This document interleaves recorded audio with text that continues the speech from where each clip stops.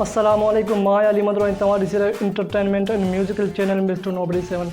अॼु मां तव्हांजी ख़िदमत में हिकु अहिड़ी शख़्सियत जी बायोग्राफी खणी करे हाज़िर थी आहियां। हिन जी बायोग्राफी ॻोल्हण में असांखे तमामु घणो वक़्तु लॻी वियो ऐं उहा ख़ासि बायोग्राफी असां जेकी ॻोल्हणु चाहे पई उहा त असांखे न मिली सघी। सिर्फ़ु चंद के ॻाल्हियूं ई मिली सघियूं तव्हांजे साम्हूं रखंदासीं। अॼु जी बायोग्राफी अमीरा बेगम जे बारे में आहे। जी हाँ, अमीरा बेगम उहा शख़्सियत आहे जंहिंजा मिस्टर नोबडी 7 ते तमामु घणा सॉन्ग फेमस ऐं मशहूरु विया ऐं मिस्टर नोबडी 7 तमामु घणी तरक़ी अमीरा बेगम जे ई सॉन्ग्स जे करे कई। त पोइ अमीरा बेगम जी बायोग्राफी तव्हांखे ॿुधाईंदासीं।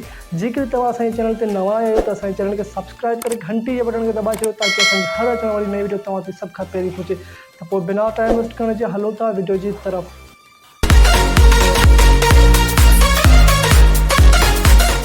जी दोस्तों, अमीरा बेगम अॼु खां 40 साल पहिरीं म्यूज़िक जी दुनिया में क़दम रखियो। अमीरा बेगम जे अचण खां पोइ म्यूज़िक जी दुनिया में हिकु अलॻि ई रोशनी अची वई, छो जो अमीरा बेगम जा सहरा, अमीरा बेगम जा शादी जा गीत एतिरा त मशहूरु विया जो माण्हुनि ॿियनि कंहिं फ़नकारनि खे ॿुधण ई छॾे ॾिनो।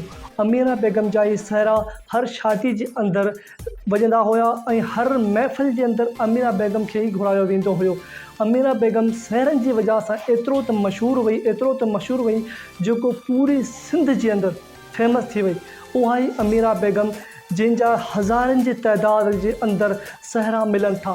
जी हाँ, तव्हां इन ॻाल्हि मां अंदाज़ो लॻाए सघो था त अमीरा बेगम जा 150 एल्बम सिर्फ़ु सहरनि ते ई मुश्तमिल आहिनि। अमीरा बेगम जो तलक़ सिंध जे ज़िले घोटकी सां हो ऐं हुनखे सिंधी गीतनि जी राणी चयो वेंदो हो। दोस्तों, असां वटि जेका मालूमात अमीरा बेगम जे बारे में बि असां तव्हां ताईं पहुचाए चुका आहियूं। उमेद आहे तव्हांखे इहा वीडियो पसंदि आई हूंदी। त पोइ मिलूं था कंहिं ॿी वीडियो में। तेसीं ताईं अल्लाह हाफ़िज़।